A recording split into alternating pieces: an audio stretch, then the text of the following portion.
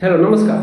Homeopathy पाठशाला में आपका स्वागत है और आज हम एक बार फिर उपस्थित हैं आपके लिए नए होम्योपैथिक मेडिसिन के कैरेक्टर को जानने के लिए। और वो नया होम्योपैथिक मेडिसिन है कैंथेरिस। जी हाँ, cantharis one of the best homeopathic medicine जो हर घर में जो है हमको लगता है कि उसकी उपस्थिति हो ही जाती होगी जब आप होम्योपैथिक डॉक्टर के पास जाते होंगे।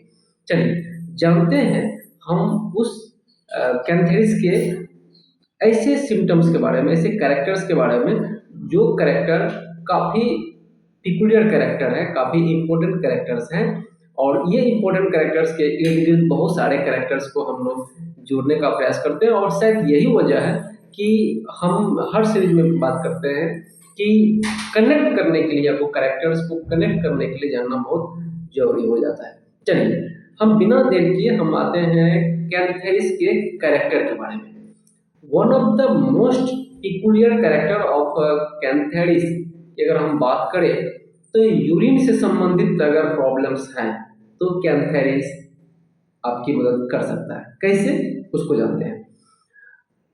मीन्स कि अगर कंटिन्यूअस यूरिनेशन की इच्छाएं हो रही हैं, डिजायर कंटिन्यूअस टू यूरिनेशन, अर्थात कि असहनीय लगातार अगर आप पेशाब करने की इच्छा बनता है तो इस केस में जो है कैंथेरिस को आप जरूर याद कर सकते हैं। तो one of the most important character of cantharis, ठीक है। कि अगर असहनीय मतलब यूरिन बार बार आने की ऐसी समस्या है तो आप कैंथेरिस को याद कर सकते हैं। चलिए एक चीज, दूसरा चीज कि अगर आग से कहीं भी अगर जल गया है तो इसका मलहम मार्केट में आता है, तो उससे भी आप इसका निदान कर सकते हैं। अब आप सोचेंगे सर, तो होम्योपैथी पाठशाला सीरीज में आप बताए तब क्या इस कैंथेरिस के बारे में? हमने दो कैरेक्टर के बारे में बात किया। नंबर एक कि अगर असहनीय लगातार यूरिन आ रहा हो तो इस केस में जो है आप कैंथेरिस को याद कर सकते हैं। दो कैरेक्टर हो गया। चलिए हम आपकी बात को हम समझ रहे हैं कि आप चाह रहे हैं कि अलग अलग जब आप जाते होंगे तो इसके बारे में पूरा का पूरा कहानी जो है कैंथेरिस के बारे में आपको सुनने और देखने को मिलता होगा, लेकिन हम यहाँ पर गिन के हम कैरेक्टर बता रहे हैं। तो आप घबराइए नहीं, हम लोग कोऑर्डिनेट करते हैं, कोरिलेट करते हैं एक दूसरे कैरेक्टर्स को। और देखिए तीसरा है कि डाइजेशन से संबंधित और एस्प्लीन और लिवर में अगर किसी प्रकार का इन्फेक्शन है तो कैंथेरिस के लिए जरूरी चाहिए। अब यहाँ तीन कैरेक्टर हमारे पास है। नंबर वन कि हमारे डाइजेस्टिव सिस्टम में, उसके बाद हमारे लीवर में, ठीक है, एस्प्लीन में, पेनक्रियाज में अगर कहीं इन्फेक्शन है तो कैंथेरिस काम कर सकता है।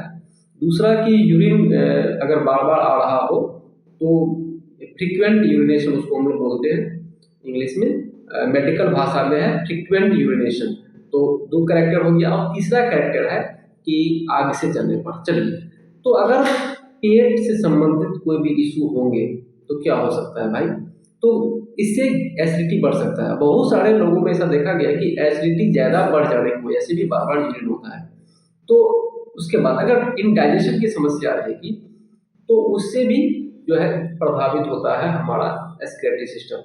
तो कहने का मीन्स कि ये डाइजेशन को भी इम्प्रूव कर सकता है, इसमें जो इन्फेक्शन होंगे उसको करेक्ट करेगा, लिवर को इन्फेक्शन को करेक्ट करेगा, और जो बाकी लीवर है, पेनक्रियाज है, स्प्लीन है, गॉलब्लैडर है, कहीं पर भी इन्फेक्शन होंगे तो वो जीआईटी ट्रैक्ट में वो मदद कर सकता है। दूसरा, चूंकि यूरिन बार बार आ रहा है तो ये यूरिनरी ब्लैडर में यूरिन स्टोर करने की जो कैपेसिटी है, यूरिन को निकालने की, वहाँ पर हो सकता है कि इन्फेक्शन हो, सिस्टाइटिस की प्रॉब्लम्स हो। तो यूरिनरी ब्लैडर को भी या वहाँ के फंक्शंस को रिवर्स करेगा, मतलब नॉर्मल करेगा, ठीक है। इरिटेशन हो सकता है वहाँ पे यूरिनरी ब्लैडर के मसल में, उस इरिटेशन को वो शांत करेगा ताकि वो बार बार यूरिन के लिए डिजायर न क्रिएट कर पाए। तो यूरिनरी ब्लैडर में किसी प्रकार के इन्फेक्शन अगर होंगे, या यूरेथ्रा में किसी प्रकार के इन्फेक्शन अगर होंगे, या पेनिस जहाँ से वो यूरेटर के में कहीं इन्फेक्शन होंगे, तो किडनी में कहीं इन्फेक्शन होंगे, तो कुल मिला के यूरिन की पूरे प्रणाली जेनाइट्रो यूरिनरी ट्रैक्ट में कहीं पर भी अगर वही कुछ भी इन्फेक्शन होंगे तो कैंथेरिस मदद कर सकता है, उस इन्फेक्शन को धीरे धीरे कैंथेरिस काट देगा। तो इस तरह से एक जो इन्फेक्शियस चीज़ों को कैंथेरिस जो है वो खत्म करता है। तो जेनिटल यूरिनरी ट्रैक्ट में अगर कहीं पर भी इस तरह का इशू चल रहा है उसको वो क्या करेंगे, ठीक कर देंगे। तो एक तो किडनी में अगर किसी प्रकार का इन्फेक्शन है उनको भी एक करेक्ट करने का काम करता है। फिर किडनी से यूरिन जो आएगा यूरेटर के थ्रू कहाँ पर, यूरिनरी ब्लैडर में, तो उस यूरेटर में भी अगर इन्फेक्शन है तो भी किल करेगा। और यूरिनरी ब्लैडर में अगर इन्फेक्शन है, सूजन है, इरिटेशन हो गया, उसको भी ये करेक्ट करेगा। और अगर यूरिनरी ब्लैडर से फिर यूरेथ्रा से यूरिन पास आउट होगा, अगर उसमें भी इन्फेक्शन होगा तो उसको भी करेक्ट करेगा। तो ये यूरिन की समस्या का निदान हो सकता है। बार बार यूरिन आने का एक कारण हो सकता है कि स्टोन की समस्या। तो अगर साधारण स्टोन है तो उनकी वजह से भी अगर इस तरह की प्रॉब्लम्स आ रही हैं तो कैंथेरिस जो है आपको मदद दे सकता है। अगर उसको धीरे धीरे धीरे धीरे करके डाइल्यूट कर देगा, डिजोल्व कर देगा और शरीर से बाहर निकाल देगा। तो ये कैंथेरिस का सबसे बड़ा कैरेक्टर है। तो हमने जो आपको कैरेक्टर बताया कि हमने कोरिलेट करना जाना, तो ये कोरिलेशन बहुत जरूरी चीज़ है। जब आपके गैस्ट्रो इंटेस्टिनल ट्रैक्ट में कहीं भी इन्फेक्शन रहेगा तो कैंथेरिस उसको करेक्ट कर देगा। जेनिटल यूरिनरी ट्रैक्ट में भी कहीं इन्फेक्शन होगा तो उसको भी दूर कर देगा। तो धीरे धीरे ये कैंथेरिस पर काम करता है। तो आप समझ सकते हैं कि गैस्ट्रो इंटेस्टिनल ट्रैक्ट हो गया और प्लस जेनिटल यूरिनरी ट्रैक्ट हो गया, इसको भी क्लियर कर देगा। तो ये दो मेन कैरेक्टर है। अब इससे बहुत सारे लक्षण मिलेंगे। पेशेंट हो सकता है आपको बहुत सारी बातें बोल रहे हो कि सर ये हो रहा है, हमें बार बार यूरिन आ रहा है, गैस बन रहा है, एसिडिटी है, दर्द हो रहा है इस एरिया में, कमर के पीछे वाले एरिया में, नहीं तो हर तरह का ये दर्द इसका बदलते रहता है। तो वो सारे सिम्टम्स जो है आप समझ जाएंगे भाई, हो सकता है स्टोन का पेन हो सकता है गैस का पेन हो।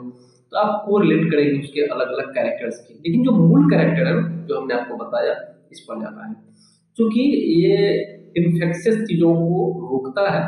इसीलिए आग से अगर कहीं पर भी जलन हो जाता है, जल जाता है, तो कैंथेरिस का जो है मार्केट में मलहम आता है, उस पर लोग लगाता है। तो one of the best uses है इसके, कैरेक्टर्स हैं।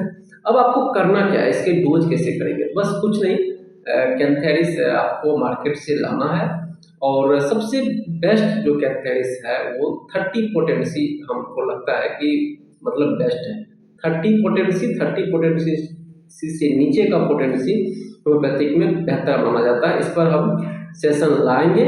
आप बने रहें हमारे इस यूट्यूब चैनल पर, सब्सक्राइब जरूर कर लें। अगर आप होम्योपैथी से प्यार करते हैं तो आप जरूर सब्सक्राइब कर लें, लाइक करें, ताकि हमें मोटिवेशन मिले, हम आपके लिए और कंटेंट भी लाते हैं। चलिए, तो इसमें डोज की बात करें तो कैंथेरिस 30 आपको लेने हैं। अगर आप एक्यूट प्रॉब्लम्स हैं तो आप सुबह शाम 2 बूंद लेना है, इससे ज़्यादा नहीं लेना है। और अगर क्रॉनिक केसेस है तो आप कैंथेरिस 200 पर जा सकते हैं, लेकिन उसके लिए आप वन टाइम जो है सोते हुए मात्र 2 बूंद अपने जीवा पर लेना है, टंग पर ऐसे ले लेना है 2 बूंद। तो इस तरह से धीरे धीरे धीरे धीरे करके जो है आप अपने डिजीज को रिवर्स कर सकते हैं। किसी भी ऑनलाइन प्लेटफॉर्म से हम जैसे आपको बता रहे हैं, तो ऐसा नहीं करना है कि इस मेडिसिन को मार्केट से परचेज करके आप यूज करें। हम जानकारी दे रहे हैं, आप इन चीज़ों को अपने नॉलेज के साथ कंबाइंड कीजिए, बुक्स वगैरह पढ़िए, एंड देन आप इसका एप्लीकेशन में आ सकते हैं। अन्यथा जो हमारे चैनल को देख रहे हैं इस वक्त, तो वो अपने अगर सफर कर रहे हैं तो किसी होम्योपैथिक विशेषज्ञ से मिलकर जो आप इलाज कराएं। चलिए, तो कैंथेरिस का ये जनरल कैरेक्टर्स हमने जाना, one of the most important characters है। दूसरा कैरेक्टर्स ये हो सकता है कि इसके जो रोगी होते हैं उनमें सेक्सुअल डिजायर्स का देखा गया है कि वो सेक्सुअल डिजायर उन्हें करने का ज़्यादा ये रहता है मन, तो ऐसे लोगों को भी देता है। और फिर उस मामले में अगर असफल होते हैं बार बार, तो उनको भी कैंथेरिस दिया जा सकता है।